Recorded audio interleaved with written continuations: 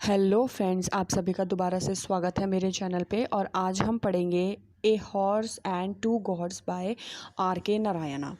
तो ये बहुत अच्छे राइटर हैं और बहुत अच्छी नॉवेल्स लिखते हैं। तो इस नॉवल में ये बताते हैं the a horse and the two gods by R.K. Narayana. इसमें ये बोलते हैं कि आप इंडिया के मैप में जब देखेंगे तो आपको बहुत सारे गांव मिलेंगे। इतने गांव के शायद आप काउंट भी नहीं कर सकते, लेकिन वो इतने छोटे होते हैं कि मैप में आपको माइक्रोस्कोप से देखना पड़ता है, तब आपको वो गांव दिखते हैं। ऐसे ही एक गांव है जिसका नाम है पीतम।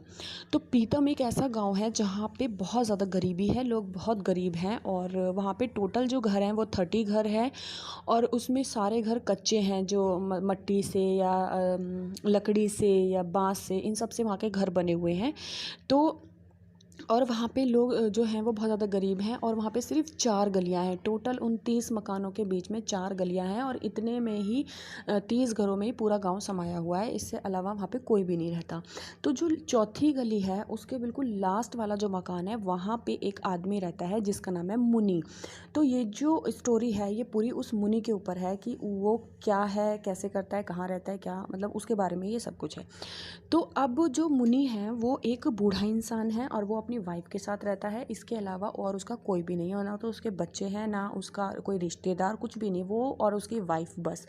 मुनि और उसकी वाइफ एक मट्टी के मकान में, छोटे से मकान में रहते हैं, और उनके पास वो कोई काम धंधा नहीं है, ना ही उनके कोई बच्चे हैं, मतलब कमाई का कोई भी साधन उनके पास नहीं है। तो वो बताता है कि जब मैं जवान था तब मेरे पास बहुत सारी भेड़ बकरियां हुआ करती थी, और मैं उनको चराता था। 40 बकरियां मेरे पास हुआ करती थी, और मैं उनको चराता था, और उनका दूध बेचकर या उनको मैं बहुत पैसा कमाता था। और आज मेरे हालात इतने ख़राब हैं, इस वजह से मेरे से कोई भी रिश्ता नहीं रखता पूरे गांव में, ना मेरे से कोई बोलता है, और मैं आंखें नीचे कर कर इस गांव में चलता हूँ। तो अब आगे उसी के बारे में, अब ये उसने खुद बताया। अब जो बताएंगे वो R.K. नारायण बता रहे हैं कि उसकी लाइफ अब कैसी है।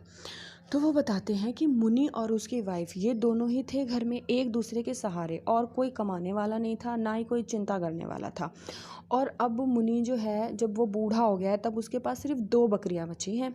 2 बकरियां बची हैं, और खाने के लिए भी उनके पास कुछ नहीं है। मतलब कि उनको कभी कभी तो ऐसा होता है कि उनको कुछ भी नहीं मिलता, तो उनको 2-2 3-3 दिन तक उनको व्रत रखना पड़ता है, फास्ट रखना पड़ता है, उनको खाने के लिए ही नहीं मिलता।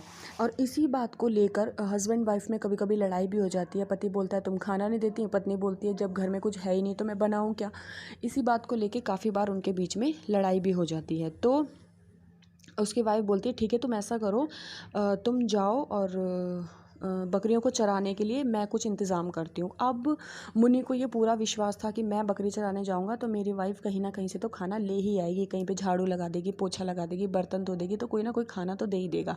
इसलिए वो चुपचाप बकरी लेकर और चराने के लिए चला जाता है, और उसकी वाइफ दूसरों के घर में काम करके थोड़ा सा पैसा या अनाज वगैरह लाकर खाने का इंतज़ाम करने लगती है। तो जब वो बकरी चराने जाता है तो वहाँ पे हाईवे पड़ता है, और हाईवे के पार वो अपनी बकरियों को चराने जाता है। तो वहाँ उस हाईवे पे वहाँ पे एक अंग्रेज़ आता है। तो उसकी गाड़ी ना बहुत अट्रैक्टिव होती है, बहुत अच्छी लगती है। तो मनु उसकी कार को बहुत ध्यान से देख रहा होता है। तो मनु जो है वो जब अपनी बकरी चराने जाता है तो वहाँ पे एक हॉर्स का स्टैचू बना हुआ होता है। तो वो हमेशा उस स्टैचू के नीचे थोड़ी सी छाँव होती है, तो वो हमेशा अपनी बकरी को तो छोड़ देता है, और वो खुद हमेशा छाँव में बैठा रहता है। तो उस अंग्रेज़ को ऐसा लगता है कि ये जो हॉर्स है ना, ये इसी का है, मनु का ही है, और मनु उसको बेचने के लिए यहाँ पर बैठा हुआ है। तो वो अंग्रेज़ जब उसके पास आता है तो उसको बोलता है कि वाओ ये तो बहुत अच्छा है, आप इसको कितने का बेचोगे, कितने का दोगे मुझे। लेकिन मनु को तो कुछ समझ में ही नहीं आता कि ये इंग्लिश में क्या बोल रहा है। तो वो ये सोचता है कि ये पुलिस है, क्योंकि उसने उसी कलर के कपड़े पहन रखे होते हैं, खाकी कपड़े पहन रखे होते हैं। तो मनु बहुत डर जाता है, कहता है नहीं नहीं साहब, आपको किसी ने झूठ बोला है, ये बकरी तो मेरी है, मैंने कहीं से चोरी नहीं करी। तो अब मन्नू की बात फॉरनर को नहीं समझ में आती, और फॉरनर की बात मन्नू को समझ में नहीं आती। तो अब दोनों कुछ बोलते हैं और जवाब कुछ और देते हैं। तो वो बोलता है कि अच्छा तुम मुझे ये हॉर्स कितने का दोगे? तो वो बोलता है कि नहीं नहीं, अगर आपको लकड़ी काटनी है, यहाँ से लकड़ी चाहिए, या आपको भी अपने जानवर चराने हैं कुछ भी, तो आप चरा लो, मैं कुछ नहीं कहूँगा। मतलब ऐसी उनके बीच में बातें होती रहती है जिनके कोई सर पैर नहीं होता। फिर क्या करता है वो जो अंग्रेज़ होता है, वो उसको एक सिगरेट ऑफ़र करता है मन्नू को। तो मन्नू ने बहुत टाइम बाद सिगरेट देखी होती है, क्योंकि वो बहुत गरीब होता है, उसके पास खाने को नहीं होता, तो वो सिगरेट कहाँ से पिएगा। तो जब वो सिगरेट पीता है तो उसको बहुत अच्छा लगता है, और उसको ये लगता है कि नहीं, ये आदमी अच्छा है, मुझे सिगरेट दे रहा है तो ये आदमी अच्छा है, और वो बैठकर उससे बातें करने लगता है। हालांकि बातें किसी के समझ में नहीं आती एक दूसरे की, लेकिन जो इंग्लिश मैन है वो घोड़े को ख़रीदने के चक्कर में उससे बात करता है, और उसको ये लगता है कि अच्छा आदमी है, तो वो और ये पुलिस है, कहीं मुझे पकड़ ना ले किसी गलत उसमें, तो वो दोनों बातें कर रहे होते हैं। तभी जो वो है जो फॉरेनर है, वो उसको अपना कार्ड दिखाता है कि देखो मैं न्यूयॉर्क से आया हूँ।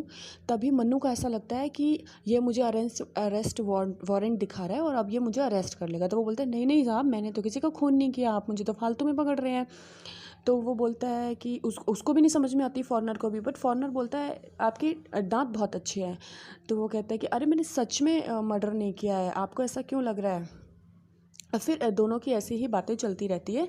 तो क्या होता है कि वो उसको जब बातें समझ में नहीं आ रही होती, तो फॉरेनर क्या करता है, 100 रुपये निकाल कर और उसको मनु को देता है कि ये लो। तो मनु को लगता है कि ये मेरे से खुले मांग रहा है 100 रुपये के। तो उसने बोला नहीं नहीं, मेरे पास तो खुले है नहीं, मेरे पास 1 रुपया नहीं है, तो मैं 100 रुपये आपको कहाँ से खुले दूंगा। आप ऐसा करो, कहीं किसी और गांव में जाके मांग लो, मेरे पास तो नहीं है। तो मनु क्या करता है कि उसकी बकरी को सहलाने लगता है, जो वहाँ पे बकरी होती है। तो मनु को ऐसा लगता है कि ये मेरी बकरी खरीदने आया है और उसके मुझे ये 100 रुपये दे रहा है। तो मनु राजी हो जाता है। मनु वो 100 रुपये लेता है और अपने घर को चल देता है, बकरी को वहीं छोड़कर अपने घर को चल देता है। तो उसको, जो फॉरेनर है, उसको ये लगता है कि इसने मुझे स्टैचू बेच दिया है और ये 100 रुपये लेकर लोगों को बुलाने जा रहा है, ताकि वो उनकी मदद से ये स्टैचू उठाकर और मेरी गाड़ी में रख दें।